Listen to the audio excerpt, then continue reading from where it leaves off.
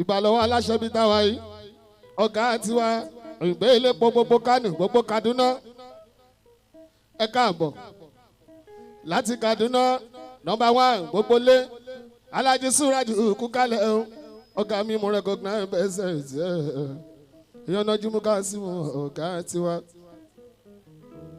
àwọn náà ní ìyá idó ẹ má má ìkòkò torí tẹ́ ẹ bá lọ ìkòkò ṣẹ̀mọ̀ pólè ìdìgò bí lábúlé.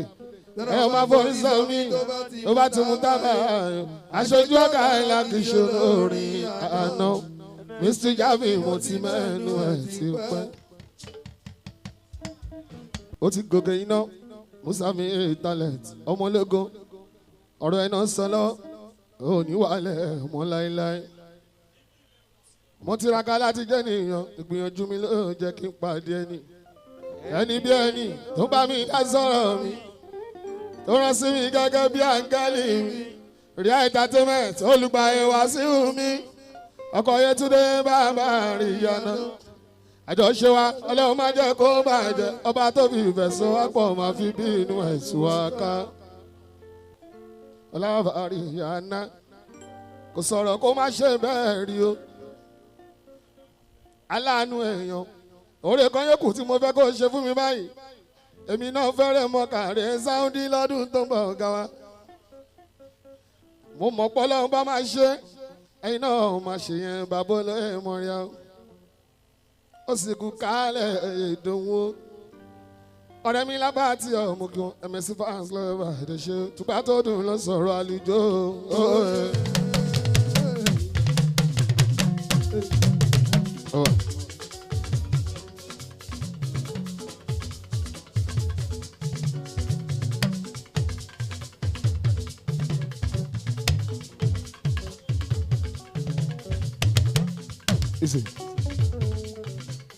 Tùpá tó dùn ló sọ̀rọ̀ àlùjọ.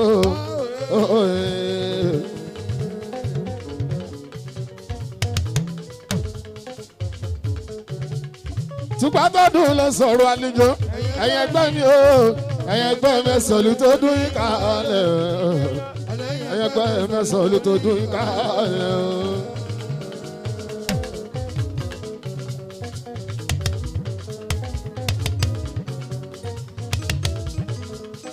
alẹ́ ẹgbẹ́ mi sọ̀lù tó dùn yín kálẹ̀ ẹgbẹ́ mi sọ̀lù tó dùn yín kálẹ̀.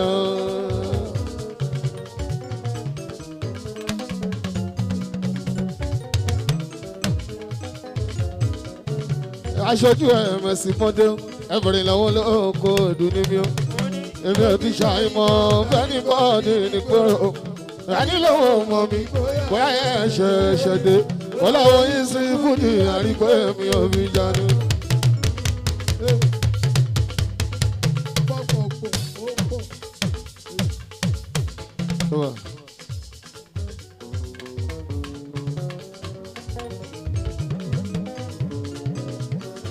aṣojú Emessy mọ́dé ẹ̀bùrìn lọ́wọ́ lóko ọdún ní mi ó èmi ò ti ṣàìmọ̀ fẹ́ni bọ́ọ̀dù nígboro ẹni lọ́wọ́ mọ̀ mi bóyá ẹ̀ ṣẹ̀ṣẹ̀ dé ọlọ́wọ́ ìsìn Fuji àríkọ́ èmi ò fi jáde. every Wednesday tá a máa ń ṣeré bí ó ti mọ́ tàwọn tiwa lára ìpè àwọn gbọ́dọ̀ yọjú síbí ṣùgbọ́n ọ̀gá wa ló ní ká tún ṣe mí ó ní ká fẹ́ lójú ju ti tẹ́lẹ̀tẹ́lẹ̀ lọ́wọ́ nípa yó.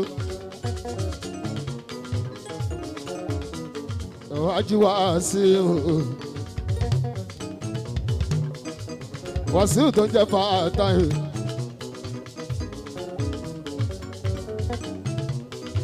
ọ̀la bàbá rí ìyá náà tún mí títí wọ́n máa ṣe ìdúpẹ́ lọ́wọ́ yín èmi ò ní ṣàlà ìmúre.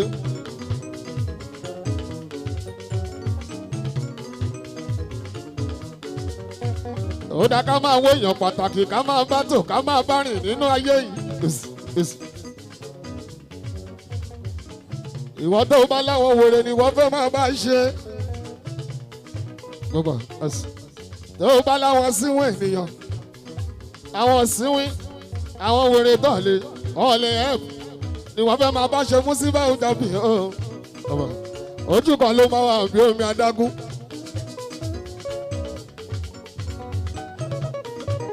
ó mà ti pẹ́ tí mo ti bẹ̀rẹ̀ Fuji bọ̀ tipẹ́tipẹ́ ọba. àyìnmọ́yé èèyàn tí mo ti bá tò àyìnmọ́yé promoter tọ́jú ṣe rẹ́kọ̀ọ́dù fún mi Emessy. ṣùgbọ́n tọ́lá wọn bá fẹ́ sórí ẹ parí ó máa jẹ́ kó pàdé ẹnìkan pàtàkì Musibau dàbí tó máa ṣe bí bàbá fún ẹ tó máa ṣe bí màmá fún ẹ kò dìgbà tó bá jù ẹ lọ́jọ́ rí kó tó máa ṣe bí ẹ̀gbọ́n fún ẹ.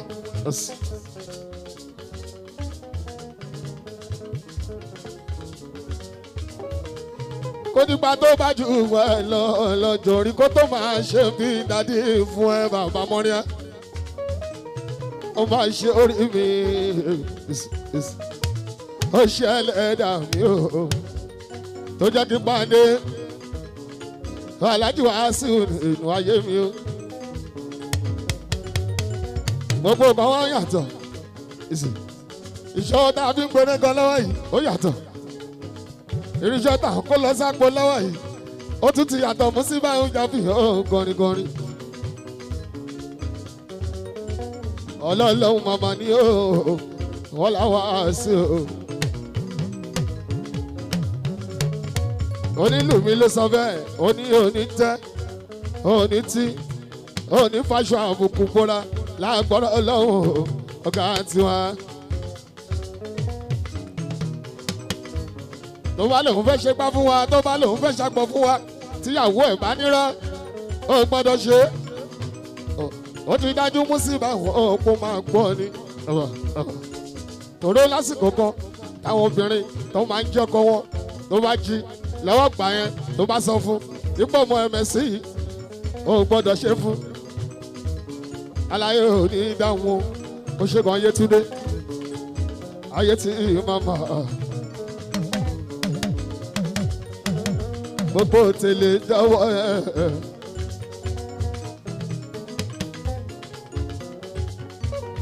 ọmọ rẹ wọ́n lò ní tẹ́lẹ̀ o.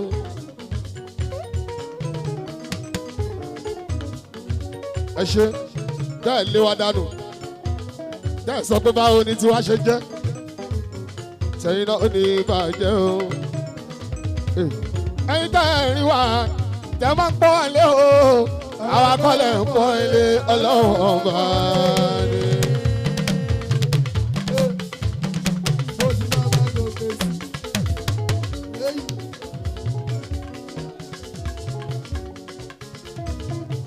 ṣílè ní lórí wọ́n tán.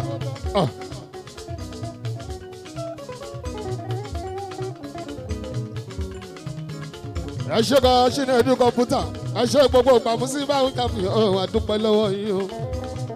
ìwà ẹ̀ balẹ̀ gbogbo abúlé ẹ̀gbà títí la máa ṣàpọ̀lé yẹn ṣe. àwọn tàjọ wà nílé iṣẹ́ yìí gbogbo àlà ó ṣe oríire. látòrí bàmí Àyìnlá mi kọ́ létí orí entertainment ó tún ti gbàgbà bá mọ́ra Àyìnlá mi kọ́ létí bàmí kékeré kú mọ́ra.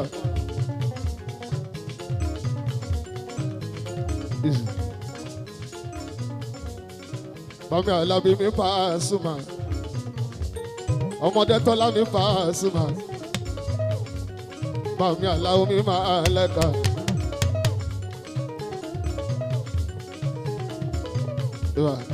ẹ má gbàgbé patiṣẹ́ fẹ́nọ́mínà fóṣù pàṣẹ ìdírí Musibau. rí àná ló ṣe yẹn ó sì lọ ní kò dúró tó fi dórí ṣúọ́ bọ́ì òun la kọ́kọ́ bá ń bẹ̀ pẹ̀lú tọpọ náà ti kà á bá wọn níbẹ̀. ó kọ́ Emessy Musibau ó kọ́ bá fọ́ máa nùrù bàbá alájẹ ó ti wà tipẹ́.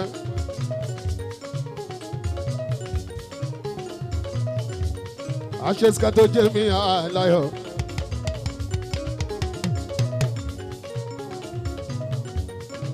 àṣesíkà tó jẹ́ ó dùn ó lárinrin gbogbo ọmọ Mùṣí lọ́tọ́ síbẹ̀ lọ́jọ́ ọjọ́ yẹn ẹ̀rẹ̀ ṣe àdúpẹ́ èyí tó kọ́ ní sẹ́yìn ní tàbúrò mi Musibau talent àti ṣe ti kóyókóyó àjìtá òfìkì Fuji ẹ̀rọ bàbá at 50 ọdún yìí láṣẹjẹ ti sábà ká mú fúta o green light àṣeyẹ ní kóòtù fún sábàkà eléré ńlá gbogbo èyí tó kù gan ìrọ̀rùn ló máa bá dé.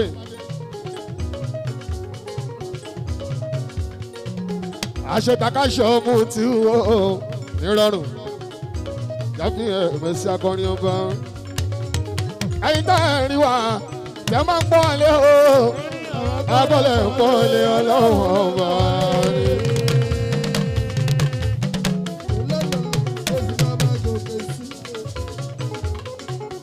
abọ́lẹ̀ ń pọ́n lé ìbámọ́rí ẹ gbogbo ẹ̀yin tá ẹ̀ rí wa tẹ́ máa yẹ wá sí ọmọ abọ́lẹ̀ ń pọ́n lé ọlọ́run ọba ni. Nínú rẹ́kọ̀dù mi tó kọjá mo ní aláàánú kọ́ gbangba aláàánú kọ́ gbòógì.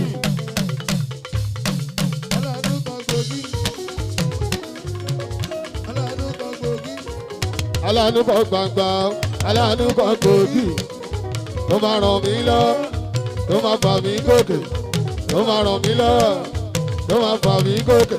Bàbá tètè darí ẹ̀ sọ́dọ̀ mi bàbá tètè darí ẹ̀ sọ́dọ̀ mi ajẹ́pọ̀ jìnnà kí n torí àgẹ́lì mi.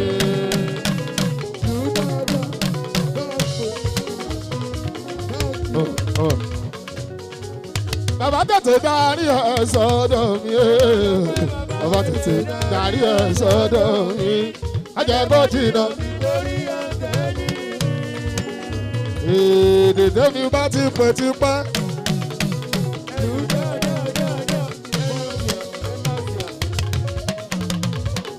Ìyá tún kọjá ẹlẹ́mẹ̀sí o, tuntun la tún gbédè ẹgbà ẹbí jó sí o, àlejò mi àgbẹ̀ ìtìrámà.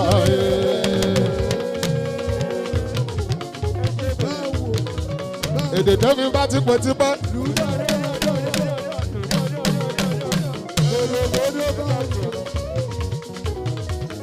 Ìyá ti kọjá ẹlẹ́mẹ̀sí o, tuntun la tún gbédè ẹgbà ẹbí jó sísẹ́ àlejò mi àgbẹ̀ ìtìrámà.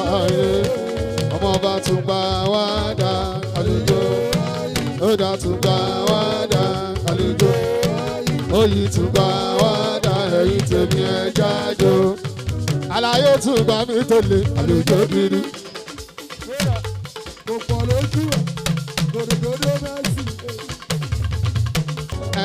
Ẹ tọ́jú ìdòwú yìí ìrókò èèyàn mi ní DMS mo máa ní ìpàdé kan ìdòwú làbá tí ọ ló ń jẹ́ ó máa bọ̀ ní nọ́ọ̀sìtì ọkọ̀ mu jíjà tù.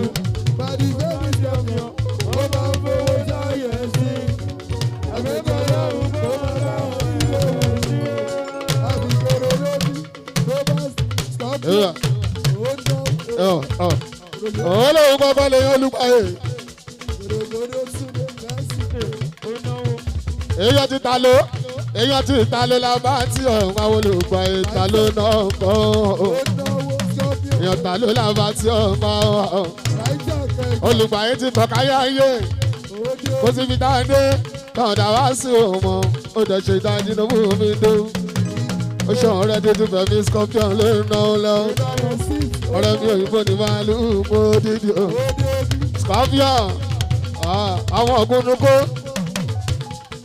commandant Oòduà ọmọ Oòduà ẹkún palẹ̀ mọ́ 30 years dada OPC sílẹ̀ ẹjọ́ máa ṣe ni o ẹni náà mú ìdó wọn. Ìdó ènìyàn ní ènìyàn ní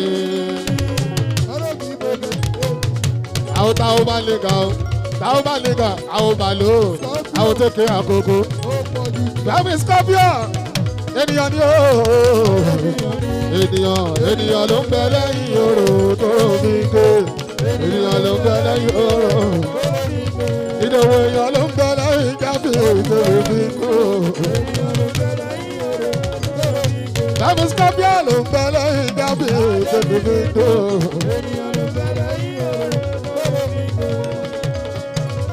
Èèyàn tó ọmọ Bello Akínwùn èèyàn bíá.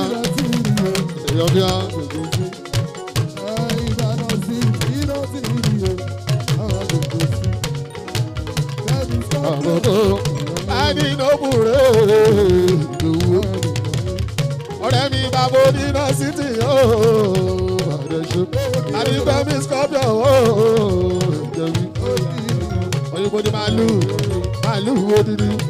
Àwọn ìtàló làwọn olùgbàyè ló ń jẹ́ wá sí òru.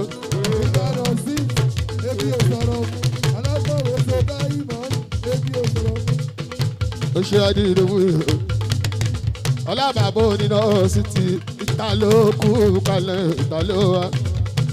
Ìyá ẹ̀fẹ́ sí ní ìjà fi ṣeun Ìbàdàn sí ìjà wa. Òun lè yan ti Fẹ́mi Scorpio àwọn wa ni. Ọmọ màmá tún nà mí lẹ́kọ̀ọ́. Èèyàn Fẹ́mi Scorpio àjẹṣe ìdòwú rìnìsí ìsọ̀nìlọ́jọ́ ẹni ló mú wa wá ṣe.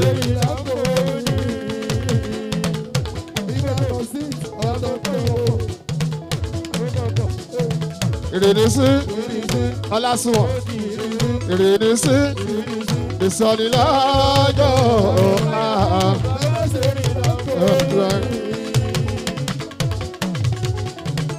ọlásùwọ̀n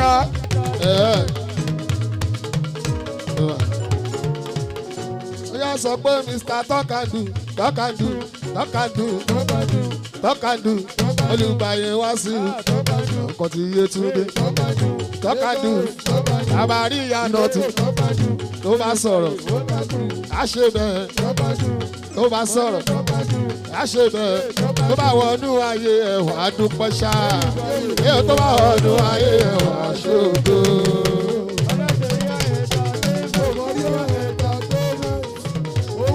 Tó bá wọnú ayé ẹ̀wọ̀n á dúpẹ́ ṣáà Oku kalẹ̀ fanija awùsọ̀ káwọn kẹ́yìn gbé. Oku kalẹ̀ ọmọlásùn tó ń jẹ wá sí òmùkí. Kúkálẹ̀ ìta lómi fìlà lọ́dọ̀ tèmi. Gbọdọ̀gbọdọ̀ dàdí Emessy kúkálẹ̀ o. Gbọdọ̀gbọdọ̀ akéré èèyàn mi dáadáa. Tupac Musibau Emessy Agége ṣe Tupac.